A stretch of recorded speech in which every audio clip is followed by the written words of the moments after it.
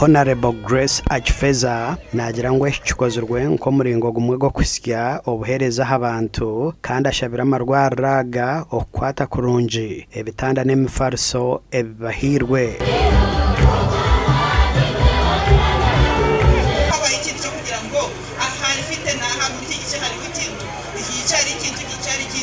byose byarakozwe kugira ngo bagere kuri zo namba zo baduhaye none tubishimira Imana. Hona simire ministry by'amagara okurro kushaba kw'abantu bakimukiro mu nshongeji Isoro General Hospital ibitanda 20, Mutorere Hospital ibitanda 20, Muramba Health Center ibitanda 10, Nyarubuye ibitanda 10, Nyarusiza 10, ni mubada himye 10 mumenyamo ndi kugendera muri 10 famo akora ripoti hari muri 23 tutangirira ambaho aho narabakifeza yagiye kuzira ibintu bibadiraje umuyishimire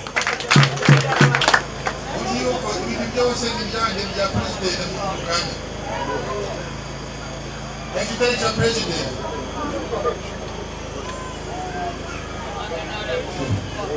abantu kureba bagenda kwa president bagapfukama